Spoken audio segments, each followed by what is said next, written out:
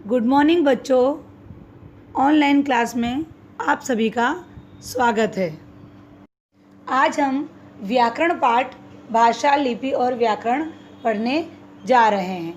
हम यहाँ पर देखेंगे कि जो हमने यहाँ 3 चित्र देखे हैं, आप देख रहे हैं, आप सभी देख रहे हैं कि जो 3 चित्र दिए हैं उसमें पहला जो चित्र है उसमें जो व्यक्ति खड़ा हुआ है वो हरी बत्ती चलाने का संकेत दे रहा है। हरी बत्ती चलाने का, बत्ती अर्थात जो लाइट है वो चलाने का संकेत दे रहा है कि सभी गाड़ियाँ अपनी अपनी जगह पर, अपने अपने स्थान पर चली जाएं।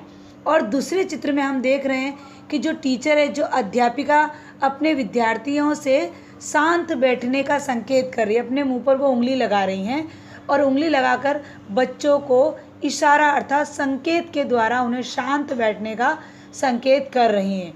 और तीसरे चित्र में हम देख रहे हैं कि बच्चा हाथ दिखाकर अपनी माँ को बुलाने की कोशिश कर रहा है, तो वह भी अपनी माँ को संकेत के द्वारा बुला रहा है। यहाँ कुछ ऐसी बातें हैं कि संकेतों के माध्यम से कुछ बातें ऐसी होती हैं कि जिसे हम व्यक्त नहीं कर सकते। संकेतों के माध्यम से हम किसी चीज़ को व्यक्त नहीं कर पाते। कई बार संकेतों से बातें हमारी स्पष्ट भी नहीं हो पाती कि हम क्या बोलना चाहते हैं। अतः अपनी भाषा को स्पष्ट करने के लिए बोलना और लिखना आवश्यक होता है। हमें पता है कि भाषा शब्द भास धातु से बना है। भाषा शब्द भास धातु से बना है, जिसका अर्थ होता है बोलना। बोलने में हम आपस से एक दूसरे के साथ बोलते हैं, आप अपने मित्र के साथ बोलते हैं। जैसे हम देखते हैं टीवी सीरियल के अंदर या फिल्म देखते हैं, तो उसमें जो कलाकार होते हैं, जो अभिनय करने वाले लोग होते हैं, वह क्या करते हैं, सुनकर एक दूसरे को बात प्रस्तुत करते हैं या बोलकर एक दूसरे की बात प्रस्तुत करते हैं। और हम देखते हैं समाचार पत्र में लिखकर समाचार प्रकट करते हैं और हम पढ़कर भी समाचार को समझते हैं। तो यहाँ पर पढ़कर, लिखकर या संकेत कर ये सब क्या हैं, भाषाएं हैं कि किसी भी रूप में हम यहाँ पर भाषा को व्यक्त कर सकते हैं। हम भाषा की परिभाषा देखेंगे कि जिस साधन से हम अपने विचारों का आदान प्रदान करते हों या बोलकर या लिखकर प्रकट करते हों तथा दूसरों के विचारों को सुनकर या पढ़कर समझते हैं, वह है भाषा। हम इसका अगर संक्षिप्त परिभाषा देखें तो हम ये भी कह सकते हैं कि भाषा अर्थात जो विचारों का आदान प्रदान करता है उसे हम भाषा कहते हैं। भाषा लिखकर या बोलकर भी व्यक्त किया जा सकता है। दूसरों के विचारों को हम सुनते हैं, सुनकर या पढ़कर समझते हैं, तो वही साधन है भाषा। भाषा के कितने रूप होते हैं? भाषा के 2 रूप होते हैं। एक है मौखिक भाषा और दूसरी है लिखित भाषा। मौखिक भाषा का अर्थ होता है जो मुख से बोली जाए, जो बोलकर प्रकट की जाए, उसे हम कहेंगे मौखिक भाषा। जैसे यहाँ हम एक चित्र देख रहे हैं, उसमें माँ और बेटा दोनों एक दूसरे से बातें कर रहे हैं। अपनी माँ से कह रहा है कि माँ मुझे पिकनिक जाना है, और माँ उसे कह रही ठीक है तुम्हें पिकनिक जाना है, पिकनिक के लिए क्या क्या तैयारी करनी है। तो दोनों क्या कर रहे हैं, मुख से अर्थात अपनी अपनी बातों को, अपने अपने विचारों को एक दूसरे के द्वारा बोलकर प्रकट कर रहे हैं, जिसे हम कहेंगे मौखिक भाषा। लिखित भाषा किसे कहते हैं? जो भाषा लिखकर प्रकट की जाए, जो भाषा लिखकर प्रकट की जाए उसे हम लिखित भाषा कहते हैं। जैसे हम चित्र में देख रहे हैं कि बेटे ने अपनी माँ को कुछ लिखकर बताया है। जैसे बेटे को पिकनिक जाना है और अपनी माँ को उसने पूरी सूची लिख कर दी है कि मुझे क्या क्या लेकर जाना है, और माँ ने जब उसकी सूची देखी तो उसके लिखे हुए को पढ़कर समझा, तो यहाँ हुई लिखित भाषा। तो भाषा आदान प्रदान का उत्तम साधन कहा जाता है। आदान प्रदान अर्थात देना लेना, कि हमारे विचारों को सामने वाला सुनता है और सामने वाले के विचारों को हम सुनते हैं, तो हम भाषा के द्वारा ही एक दूसरे को समझ सकते हैं और बोल सकते हैं, कर सकते हैं। ठीक है, अब हम देखेंगे आगे का पॉइंट, मातृभाषा। ऐसा कहा जाता है कि माँ की भाषा जो होती है उसे हम मातृभाषा कहते हैं। जिसे बच्चा सबसे पहले अपनी माँ और परिवार के अन्य सदस्यों से ग्रहण करता है। क्योंकि जब बच्चा जन्म लेता है तो बच्चा अपनी माँ के गोद में होता है, तो माँ के द्वारा जो अक्षरों का उच्चारण होता है, माँ जिस प्रकार से बोलती है, बच्चा वही सब सीखता है, वही सब बोलता है। भाषा को बच्चे की माँ बोलती है, उसे भाषा को बच्चा सीख लेता है। जैसे अगर माँ पंजाबी भाषा में बात करती है तो बच्चा पंजाबी बोलना सीखता है, माँ मराठी भाषा में बात करती है तो बच्चा मराठी बोलना सीखता है। इस तरह वही उसकी मातृभाषा बन जाती है। अतः वह भाषा जिसे बच्चा अपने परिवार से सीखता है, अपने परिवार के सदस्यों से सीखता है, अपनी माँ से सीखता है, उसे हम मातृभाषा कहते हैं। अभी हमने मातृभाषा देखी, अब हम देखेंगे राष्ट्रभाषा। राष्ट्रभाषा किसे कहते हैं? जिस भाषा का प्रयोग देश के अधिकतर निवासी करते हैं, देश में जो रहने वाले व्यक्ति हैं, जो निवासी जो लोग हैं, वो अधिकतर लोग करते हैं, उसे हम क्या कहेंगे? राष्ट्रभाषा। जैसे भारत में अधिकतर हिंदी बोली जाती है और अमेरिका में अधिकतर अंग्रेजी बोली जाती है। फिर भी हमारी भाषा जो हिंदी है, वह भाषा भारतीय संविधान के अनुच्छेद में 343 के अंतर्गत 14 सितंबर 1949 को मिला था। अतः भारत में हर वर्ष 14 सितंबर को हिंदी दिवस के रूप में मनाया जाता है। अब हम देखेंगे राजभाषा। राजभाषा किसे कहते हैं?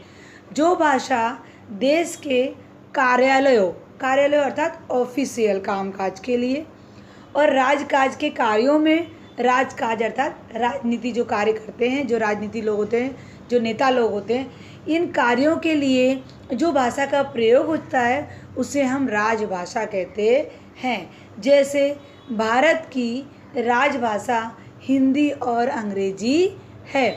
हम कहीं ऑफिशियल कामकाज के लिए जाते तो वो अंग्रेजी में भी बात कर सकते हैं और हिंदी में भी बोलते हैं। अब हम देखेंगे बोली। बोली का अभिप्राय स्थानीय तथा घरेलू बोली से है। बोली बहुत ज़्यादा विस्तार पूर्वक नहीं होती, उसका जो स्थानीय है, उसकी जो जगह होती है, वो कहाँ से शुरू होती है? घर से शुरू होती है। घरेलू बोलियाँ, हम घरेलू में किसी भी तरह से बात कर सकते हैं। यह किसी स्थान विशेष में पाई जाती है तथा इसका क्षेत्र सीमित होता है। यह किसी स्थान, जहाँ जिस जगह पर ये बोली बोली जाती है, उसका स्थान क्या सीमित होता है, उसकी जगह थोड़ी होती है। इसका अपना कोई लिखित साहित्य नहीं होता। बोली किसी भी प्रकार से बोली जा सकती है, चाहे वो किसी भी भाषा में हो, इसका कोई साहित्य लिखा हुआ होता नहीं है। लोकगीत, लोक कथाएँ आदि भी इसको समृद्ध बनाते हैं। जो लोकगीत गाए जाते हैं, जो गाना गाए जाते हैं, वही इसको थोड़ा सा आगे बढ़ाती है, समृद्ध बनाती है, समृद्ध बनाती है। बराबर। अब हम आगे देखेंगे भाषा के क्षेत्रीय रूप को बोली कहते हैं। बोली की परिभाषा है कि भाषा के क्षेत्रीय रूप को जो कम कम जगहों पर जिसका प्रयोग होता है उसे हम बोली कहते हैं। भाषा के क्षेत्रीय रूप को बोली कहते हैं। तो जैसे यहाँ एक हमने जगह का नाम ले लिया, राजस्थानी भाषा। तो राजस्थानी भाषा है तो वो कहाँ कहाँ उसकी बोली बोली जाती है। राजस्थानी तो एक पर्टिकुलर भाषा है, लेकिन उसकी जो बोलियाँ हैं वो किस किस क्षेत्र में बोली जाती हैं। जैसे बीकानेरी बोली, मेवाड़ी बोली, जोधपुरी बोली और जयपुरी बोली, ये सब बोली किस में आ जाती है? राजस्थानी बोली में आ जाती है। यह इतने स्थानों पर प्रयोग होती है। उसी प्रकार से इसके बाजू वाला हम जो चित्र देखेंगे वह खाली है। इसमें आपको ऐसा ही, जैसे राजस्थानी भाषा यहाँ पे लिखी है, तो और दूसरी कौन सी भाषा है और वो कहाँ कहाँ बोली जाती है, ये आपको फिल करना है। हम देखेंगे बोली और भाषा में अंतर, कि भाषा और बोली में कौन कौन से अंतर पाए जाते हैं। तो भाषा का रूप क्या होता है? व्यापक होता है। बहुत सारे क्षेत्रों में इसका प्रयोग व्यापक अर्थात विशाल होता है। और बोली, यह बोली क्या होती है? सीमित क्षेत्रों में ही बोली जाती है। भाषा का अपना लिखित साहित्य और व्याकरण होता है, जबकि बोली का किसी प्रकार से लिखित साहित्य या व्याकरण से संबंधित नहीं होता। वह सिर्फ कहावतों, लोकोक्तियों और कथाओं से संबंधित होता है। हमारे भारतीय संविधान में 22 भाषाओं को मान्यता दी गई है, जैसे हिंदी, संस्कृत, बंगाली, असमिया, मणिपुरी, मराठी, मलयालम, मैथिली, कोंकणी, कश्मीरी, कन्नड़, गुजराती, नेपाली, उर्दू, बोडो, डोंगरी, तेलुगु, तमिल, सिंधी, संथाली, पंजाबी और उड़िया। इस प्रकार से इतनी भाषाओं को हमारे भारतीय संविधान में पाया गया है। अब हम देखेंगे लिपि किसे कहते हैं। लिपि अर्थात छोटे से शब्द में अगर आप सीखना चाहो तो लिपि अर्थात लिखने के ढंग को कहते हैं। लिखने के ढंग को लिपि कहते हैं। किसी भी बनावट में, जैसे आप हिंदी भाषा अपनी बनावट, तो वो लिपि हुई। तो अलग अलग लिपियाँ अलग अलग भाषाओं में लिखी जाती हैं, तो लिखने के ढंग को हम लिपि कह सकते हैं। अपने भावों और विचारों को अगली पीढ़ी तक पहुंचाना, अपने भावों और विचारों को अगली पीढ़ी तक पहुंचाने और स्थानीय रूप प्रदान करने के लिए, स्थानीय अर्थात रखे, जो हमने जो लिखा है वो अपने भाव और विचार हम दूसरे पीढ़ी, जो हमारी पीढ़ी आएगी, जो हमारे बच्चे आएंगे, उनके लिए सुरक्षित रखने के लिए मनुष्य ने लिखने के ढंग को, ढंग अर्थात लिपि का विकास किया है। इसी के माध्यम से जो हमने लिख कर रखा है, जो हमने सुरक्षित रखा है, जो हमारी लिपि के माध्यम से ही वेद पुराण आदि के ज्ञान को सुरक्षित रखा गया है। लिखने की जो ढंग होता है हमारा, उसी के द्वारा आज हमने जो संस्कार सीखे हैं, जो वेद पुराण हमने जो ज्ञान प्राप्त किया है, उसे हमने लिपि के ढंग के द्वारा ही सुरक्षित रख पाए हैं। साहित्य रचना होने लगी और लोग सैद्धांतिक ज्ञान को सुरक्षित रखने लगे। सैद्धांतिक अर्थात जो सही ज्ञान था उसे लिख कर उसे सुरक्षित रखने लगे अगली पीढ़ी के लिए। प्रत्येक भाषा की अपनी एक लिपि चिन्ह होता है, जैसे लिखित, मौखिक, जिस प्रकार भी आप देखें अलग अलग भाषाओं का अलग अलग लिपि चिन्ह होता है, जिसे हम चिन्ह व्यवस्था को लिपि कहा जाता है। जिस प्रकार से भाषा में जिस तरह कुछ वस्तुओं की पहचान होती है और उन वस्तुओं की पहचान के लिए उनके नाम अलग अलग होते हैं, उसी प्रकार भाषा की अलग अलग लिपियाँ भी होती हैं। जैसे हिंदी भाषा की लिपि देवनागरी लिपि कही जाती है, ऐसे ही हर भाषा की अपनी अपनी लिपि होती है। जैसे यहाँ पर हमने कोष्टक दिया हुआ है, एक साइड लिखा है भाषा और दूसरी साइड लिखा है लिपि। तो जैसे हिंदी और संस्कृत की कौन सी लिपि होती है? देवनागरी लिपि।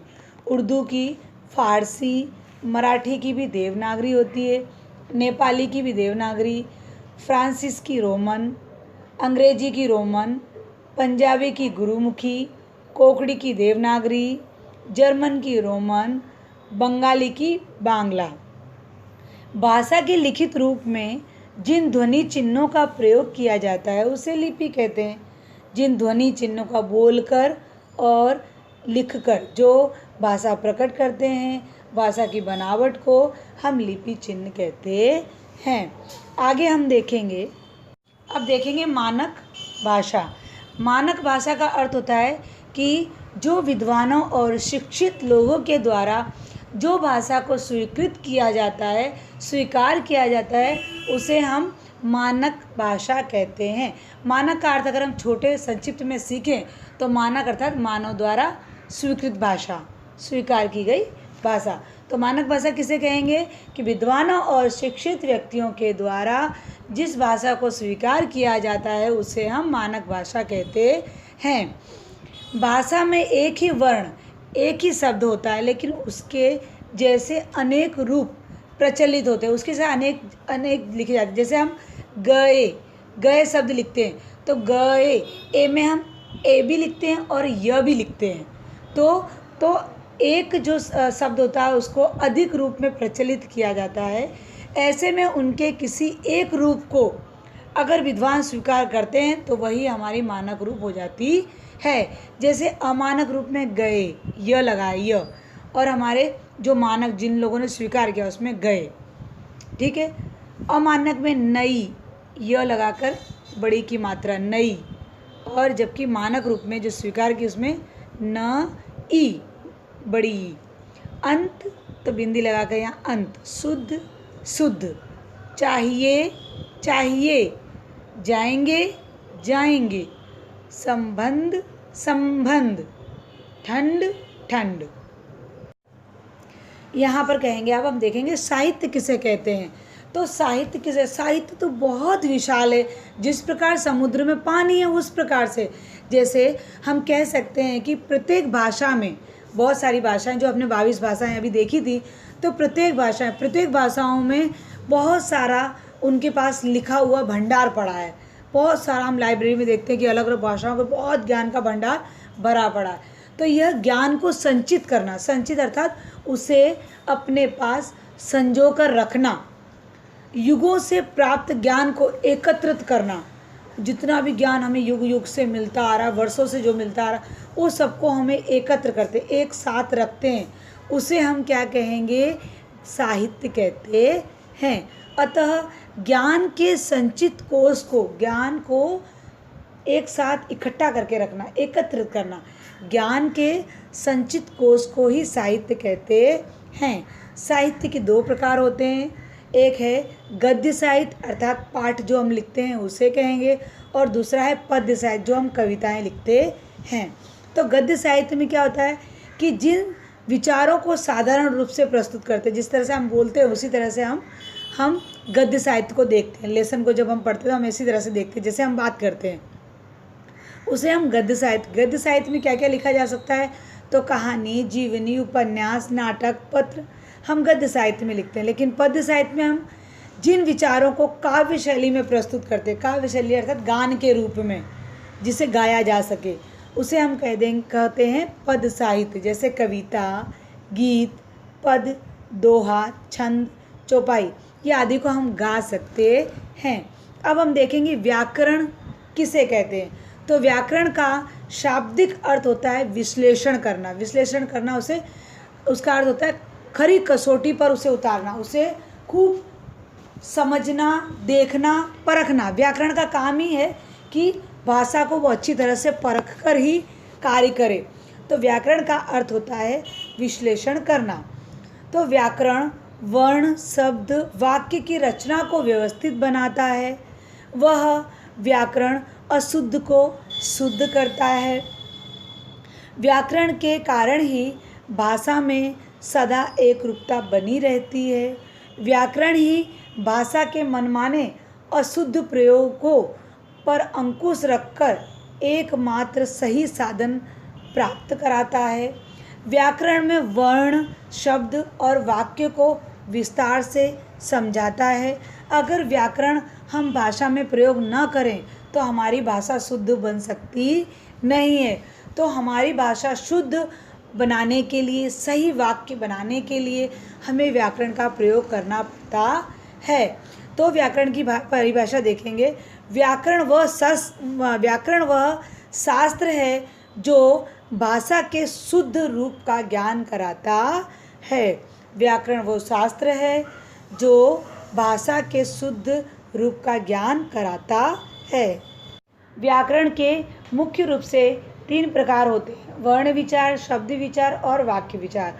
वर्ण अर्थात होता है अक्षर के रूपों का ज्ञान प्राप्त कराना, उसे लिखित की विधि के विषय में विचार किया जाता है। शब्द विचार अर्थात होता है कि शब्दों के भेद, बनावट, उत्पत्ति आदि के विषय में विचार किया जाए। और वाक्य अर्थात होता है कि रचना, भेद और वाक्य विग्रह और विराम चिन्ह के प्रयोग का विचार किया जाता है। इस प्रकार से हम देखते हैं कि तीनों का इस प्रकार से विचार किया जा सकता है। अभ्यास देखेंगे अब यहाँ पर हम कि क्वेश्चन नंबर 1, निम्नलिखित वाक्यों में सही या गलत निशान लगाइए। अगर वाक्य सही है तो उसके सामने सही करना है, और वाक्य अगर गलत है तो उसके सामने गलत करना है। तो सबसे पहले हम देखेंगे फर्स्ट, भाषा शब्द भाष धातु से बना है। सही या गलत? सही। भाषा के 3 रूप होते हैं, गलत या सही? गलत, क्योंकि भाषा के 2 रूप होते हैं। बोली का क्षेत्र व्यापक होता है कि सीमित होता है? सीमित होता है, तो गलत। भाषा की राजभाषा मराठी है, भारत की राजभाषा मराठी है या हिंदी? तो ये भी गलत। भाषा और बोली में कोई अंतर नहीं होता, तो ये भी गलत, क्योंकि इसमें अंतर होता है। साहित्य 2 प्रकार के होते हैं, सही या गलत? सही। बंगाली भाषा की लिपि बांग्ला है, गलत या सही? सही। भारतीय संविधान में 24 भाषाओं को मान्यता प्राप्त है। गलत, 22 भाषाओं को मान्यता प्राप्त है। ठीक है, चलिए सेकंड नंबर का देखेंगे। निम्नलिखित स्थितियों में भाषा के किस रूप का प्रयोग होता है? सही निशान लगाइए, जो सही भाषा है उस पर सही निशान लगाना। ठीक है, तो पहला है अध्यापिका श्याम पट पर प्रश्नों के उत्तर लिख रही है। जो श्याम पट पे लिख रही हैं कि बोल रही हैं, तो लिख रही हैं, तो लिखित भाषा पर सही का निशान आएगा। दूसरा, रमेश अपने मित्र से फ़ोन पर बात कर रहा है, तो लिखित या मौखिक? मौखिक रूप से बात कर रहा है, तो मौखिक के ऊपर आएगा। नेहा मोबाइल फ़ोन से अपने मित्र को एसएमएस कर रही है, तो वो एसएमएस कर रही है, अर्थात क्या कर रही है? लिख रही है, तो लिखित भाषा आएगा। दादाजी अखबार पढ़ रहे हैं, तो पढ़ना क्या आएगा? मौखिक भाषा। मम्मी बच्चों को कविता सुना रही है, तो मौखिक या लिखित? मौखिक। थर्ड नंबर का देखेंगे हम। कोष्टक में से उचित शब्द चुनकर रिक्त स्थानों की पूर्ति कीजिए। तो फर्स्ट है, मन के भावों अथवा विचारों को खाली जगह प्रकट करना मौखिक भाषा कहलाता है, तो बोलकर। भाषा के लिखने के ढंग को खाली जगह कहते हैं, तो लिपि। जोधपुरी खाली जगह क्या है? बोली या भाषा? बोली। हिंदी भाषा की लिपि खाली जगह फारसी है, देवनागरी? देवनागरी। हिंदी को राष्ट्रभाषा का दर्जा खाली जगह को मिला, कब मिला? 14 सितंबर 1949 को। व्याकरण के मुख्य रूप से खाली जगह भाग होते हैं, तो 3 या 4? तो 3। व्याकरण वर्ण, शब्द एवं वाक्य की रचना को खाली जगह करता है। अव्यवस्थित करता है कि व्यवस्थित? व्यवस्थित। ज्ञान के संचित कोश को खाली जगह कहते हैं, क्या कहते हैं? बोली या साहित्य? तो साहित्य। 4 नंबर का देखेंगे। निम्नलिखित शब्दों को मानक रूप में लिखिए। तो अशुद्ध, तो हम कैसे लिखेंगे? अशुद्ध। सुंदर, तो स के ऊपर बिंदी लगाएंगे, सुंदर। संबंध, तो स के ऊपर बिंदी लगाएंगे, ब के ऊपर बिंदी लगाएंगे, संबंध। रुपए, यहाँ पर य लिखा है, हमको ए करना है, तो रुपए। डंडा, तो डंडा के ऊपर हमें बिंदी लगानी, डंडा। झंडा, तो झ के ऊपर बिंदी लगानी है, झंडा। आगे देखेंगे, निम्नलिखित भाषाओं की लिपियाँ लिखिए। क्वेश्चन नंबर 5, निम्नलिखित भाषाओं की लिपियाँ लिखनी है। तो हिंदी की है देवनागरी लिपि, जर्मन की है रोमन लिपि, अंग्रेजी की है रोमन लिपि, नेपाली की है देवनागरी लिपि, बंगाली की है बांग्ला, पंजाबी की है गुरु लिपि, उर्दू की है फारसी लिपि, संस्कृत की है देवनागरी लिपि। अब हम आगे देखेंगे 6 नंबर, निम्नलिखित प्रश्नों के उत्तर लिखिए।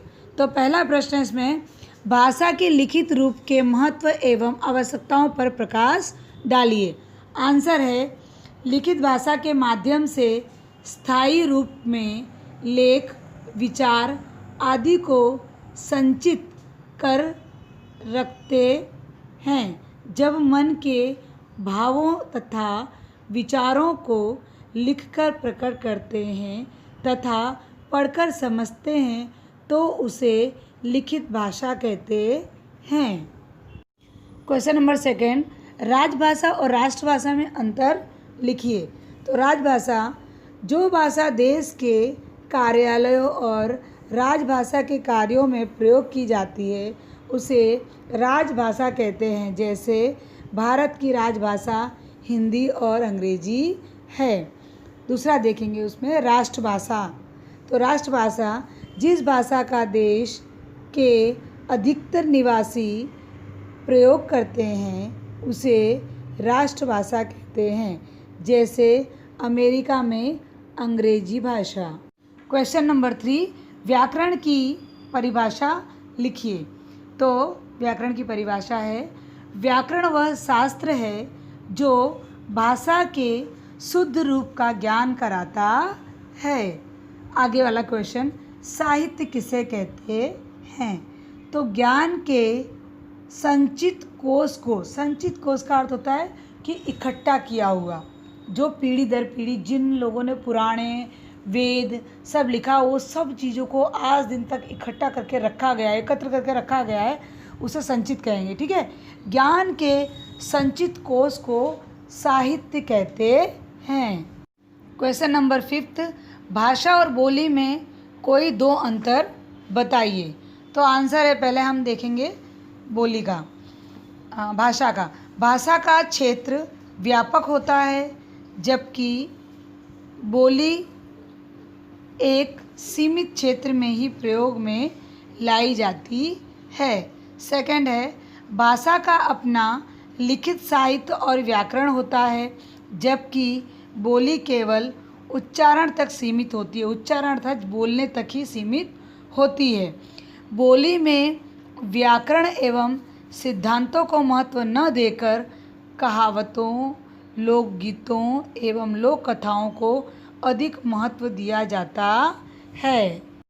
तो हमने अभी तक जितनी भी क्वेश्चन आंसर थे सभी कर लिए हैं। अब हमारा ये टॉपिक भाषा, लिपि और व्याकरण का टॉपिक यहीं पर समाप्त होता है। इसी के साथ मैं अपनी वाणी को विराम देती हूँ। अस्तु, गुड बाय।